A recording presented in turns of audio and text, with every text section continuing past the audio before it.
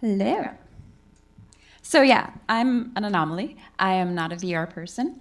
I'm an instructional designer. If you aren't familiar with that, we're people who create self-paced online learning experiences so people can learn at their own pace and sort of be in charge of the experience. I'm going to talk to you about how to write an effective tutorial. First, yep. All right. I sound so loud right now. All right. I can't get loud enough. Got it. All right. So first of all, why do you need a tutorial? Two big reasons. First is to help people use your product. And the other reason is really to make your product better. Think about what business goals your tutorial can link up to. This can give you insight into things like why people get stuck, or how much time people spend in the product who've taken the tutorial versus who haven't. So there are a lot of opportunities to do really great UX research around those thought processes. So let's get into part one, which is how to create an effective tutorial. 3 questions you need to ask yourself. First is, what are you teaching them? Who are the people that you're teaching? And how are you going to teach them? So when we go into what you're teaching, we want to think about the fact that there's a bunch of different levels of how well people know things.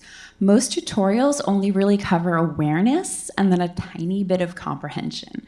But to be really effective, you want to talk about all of these different levels. So first of all, there's awareness, which is just, do people know what's going on and what they need to do? Next up is, do they understand why they need to do it and how these different concepts fit together? Next up is application. Can they successfully use in a virtual environment the skills that you're teaching them? And then retention, which is, will they know how to do it? Will they be able to put it together? Will they really have a grasp on it? If you're really curious about these things, there's this great resource called Bloom's Taxonomy. This guy, whose last name is Bloom, created a bunch of, he's the one who set up these levels, and he created verbs for each of them. So like at the awareness level, the verbs are like, do you know this thing? And then at the higher levels of understanding, they're like, can you evaluate this thing, or can you make a decision based on it? You want your learning objectives to be really actionable things that people can do. And who are you teaching? First of all, UX research. This is a crowd where UX is important. You need to understand your users' experiences and who they are. So are you creating this for people who are beginners, experts, or like a more general audience? Because if you're creating something for people who it's their first VR experience, but also people who've been doing this for a long time, you may even have people that you're teaching things to who have more expertise than you. So you want to really be able to speak to those people. And in order to speak to those, we're going to talk about how you're going to teach it, which is the presentation and format that tutorial takes, the language and voice that you use, which is really important, and also how you pull this all together. So, vehicle for instruction, where is your tutorial going to live and what format is it going to take? Is it going to be visual, like a static video, or interactive? Is it going to be self-paced? Is it going to live in the environment itself? Is it going to be hints, nudges, or interstitial things that people will give them just the right thing they need to know at just the right time when they need to know it? Or is it going to be like here's your introduction, here we go, and they have to learn everything all at once? It could also be like a reference to consult, which lives completely outside of your experience. So for example, As part of the pre-launch marketing strategy, the people who made the game Marshmallow Melee released an instructional gameplay trailer on YouTube, and then they posted tutorial animated GIFs on forums like Discord and Reddit. So people, even before the game came out, not only knew how to use the game, but were able to use that as a promotional marketing material, which was so cool. Next up, we're going to talk a little about voice and tone. So avoiding being writerly is really important. If you're talking about complex ideas, it's really important to present them in really simple language and to use friendly and encouraging voices. Don't be precious. Don't make it unnecessarily difficult for people's brains to absorb information and not your sentences. Next up, think about what your audience is going to respond to. Who are they, and what kind of voice is going to be meaningful to them? So if you're building, if you're teaching them how to build something, maybe you give them a fictional mentor or a client that they're building these products for. Or if you're teaching the people how to play a game, you could have other characters in the game, give them help and advice and feedback as they go along. Even if there's not a character like in the experience, you want to have a consistent voice when you're speaking to them as the teacher. So you could be like really friendly, or just sort of give them a unique perspective and a unique, really consistent voice. And next up is execution. You need to organize your research into an outline. So we have a 5-step process for this instructional design, but I've skimmed it down to 3 for you guys. Creating the storyboards, assembling all the visual assets, and implementing technical solutions. Also working really closely with subject matter experts, which may be game or product designers or engineers, to make sure that you're being really accurate. Next up, I'm going to talk about sort of just good things to do while you're writing a tutorial or creating one. So narrative is really key. Narrative is just sort of the heart of teaching anything. When you teach something through a story, it sticks. It gets really sticky. So a story is a real-world experience that can build a human connection to the audience. And in the world of VR, making things familiar and real-world can be really helpful in connecting with your audience on a human level. The story should provide proof that will demonstrate trust and relevance of the material you're teaching your learners. And together, those form the lesson, which wraps everything up into something that they can use in the real world. So story is like, why does it work? Proof is why it works that way and why it's important. And finally, is why should they try it that way? As far as emotion, so much like pedagogical and educational research shows that emotion really connects up to your brain in really important ways. And especially if you're in an environment where it's not a real world environment, making things like gut level, like connecting, is really key. So humor, surprise, and delight are really fantastic emotions to connect up to. And humor should be clean and sensitive.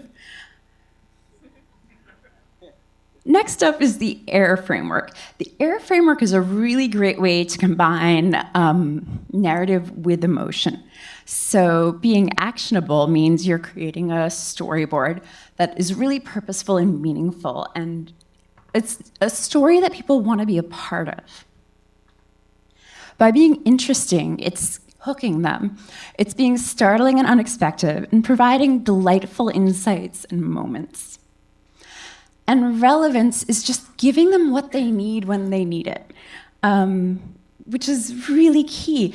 And relevance is also a lot about having clarity and giving people clarity about why you are telling them this thing when you're giving it to them.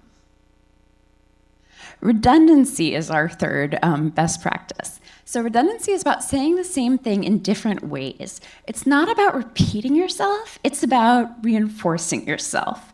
So the idea here is that it's not so much about left brain versus right brain or visual versus spatial learners. It's about the more hooks you get into someone's brain in different places, the more likely they are to really connect with and retain that material.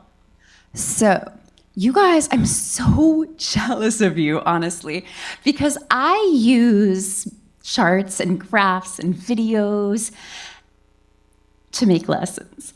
But you guys get to work with motion, with space, maybe even with like touch simulation. I don't know. Like, you guys have such a bigger toolbox than mine, and it's really exciting.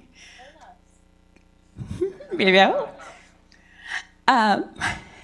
Our fourth best practice is about avoiding prescriptive language.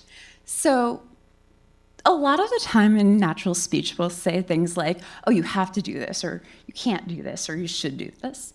And that's not really effective when you're teaching people. It's a lot nicer to say, like, hey, here's a neat thing you could do, or let's try this together. And along with avoiding prescriptive language, another really important thing that we try to avoid is negative language. So instead of saying, like, something's not hard, it might be hard for some people. Or saying, don't worry about this thing. Like, it's much better to say, like, oh, here's a thing that might happen. So that you're giving them a positive experience. Next up, using a friendly voice.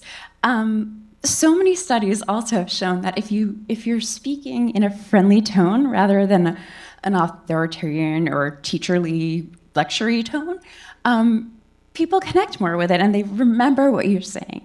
So the Head First series of books, which I'm sure a lot of people in this room are familiar with, has a really fantastic README section in their website that goes into a lot of their learning guidelines and pedagogy and teaching standards. And I really recommend it because I pulled a lot of that into my own methods, and it's really useful. And finally, provide insidery insights. So instead of telling people, like, here's a thing you should do, tell them, like, here's the thing you should do and here's why.